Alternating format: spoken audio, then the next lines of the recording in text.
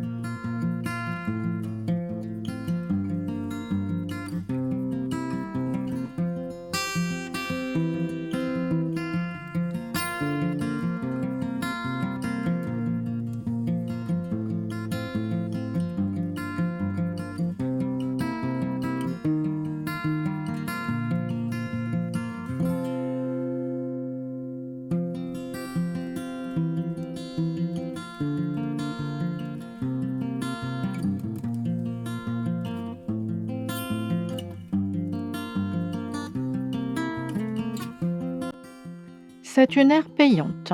La borne se trouve à l'entrée et elle est très facile d'accès.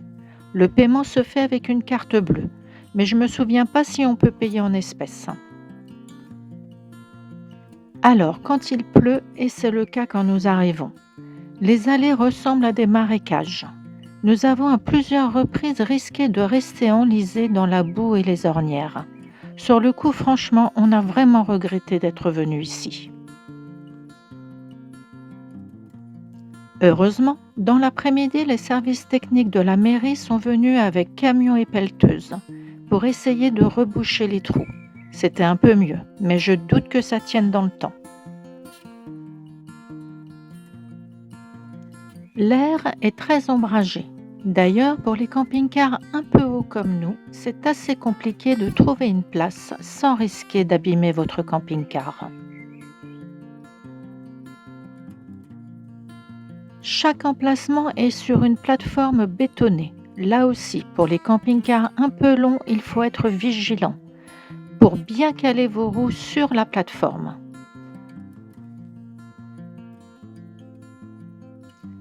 Tous les emplacements ont l'électricité, mais a priori, certaines prises ne fonctionneraient pas.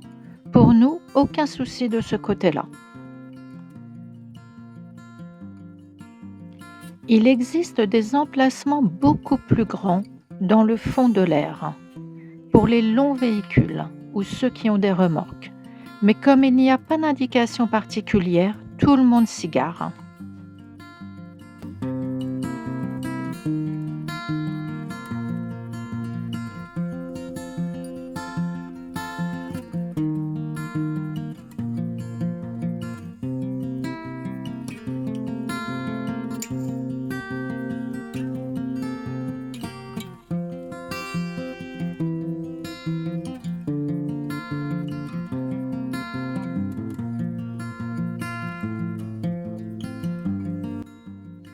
Dans la maison des chats à l'entrée, maison gérée par des bénévoles pour la sauvegarde de ces minous, vous avez à disposition une boîte à livres.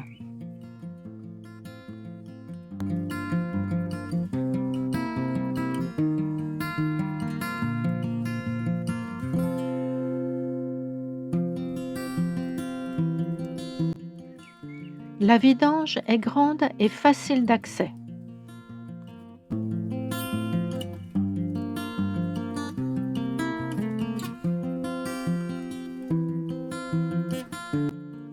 Avec une vidange pour les cassettes avec leur propre robinet et un peu plus loin, 2 robinets pour l'eau propre. Je vous mets ici l'adresse et les coordonnées GPS.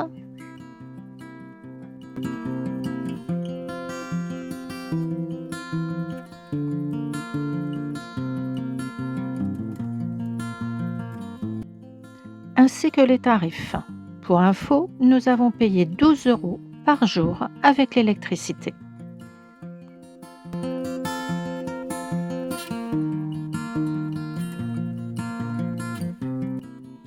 On profite d'un peu de soleil pour aller se promener dans les ruelles de ce beau village. Pour nous y rendre, on emprunte le petit sentier qui part depuis l'aire de camping-car.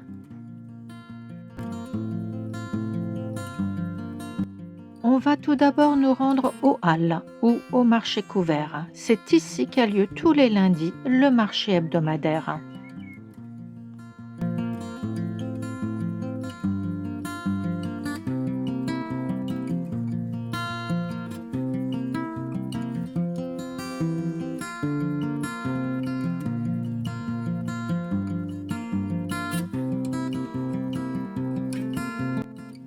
Nous allons entrer dans ce village fortifié par la porte d'Espagne. C'est ici que commencent les ruelles pavées, avec leurs nombreuses boutiques de produits régionaux, boutiques de souvenirs ou bars et restaurants.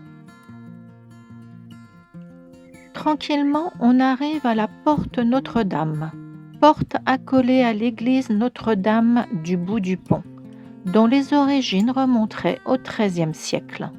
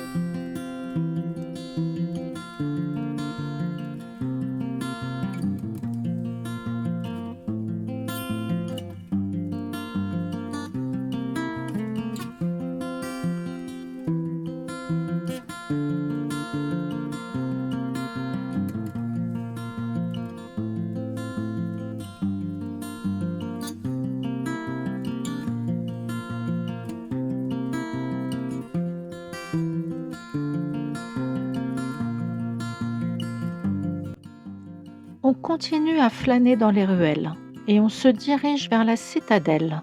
C'est, paraît-il, de là-haut que l'on peut voir le plus beau panorama du village.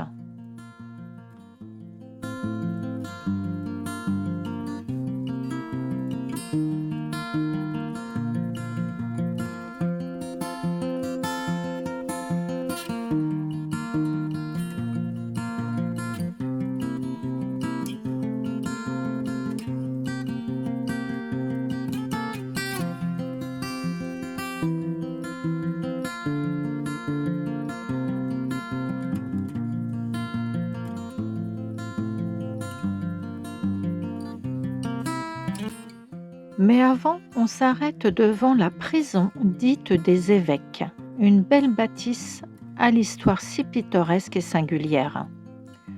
Encore aujourd'hui, un voile d'ombre enveloppe cet édifice au nom très évocateur.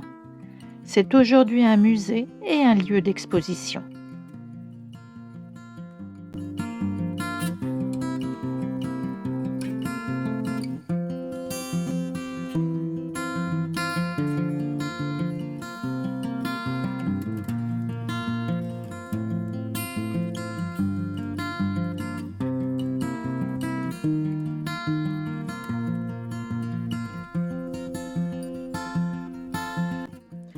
On arrive à la croisée pour monter à la citadelle.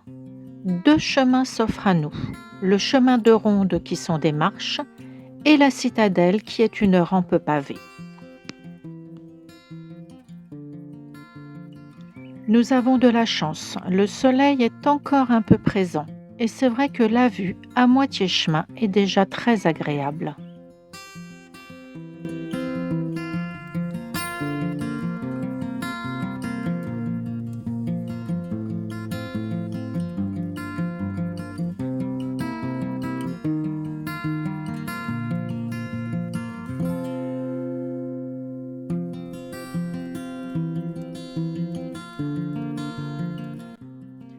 Arrivé en haut, on passe la porte du roi.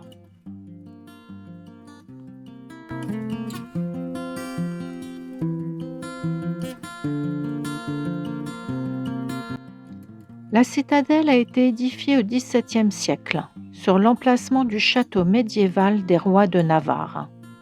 C'est aujourd'hui devenu un collège. Du haut de ses 80 mètres, elle offre un panorama merveilleux sur la ville et les montagnes.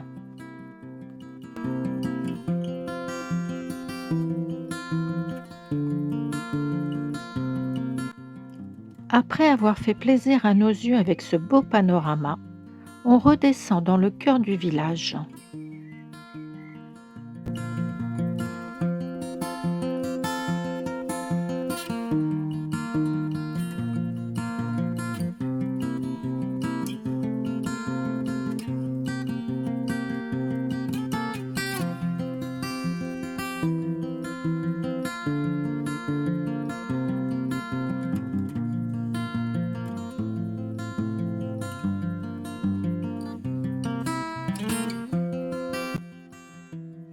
On va finir notre balade au bord de la Nive, qui est la rivière qui traverse le village.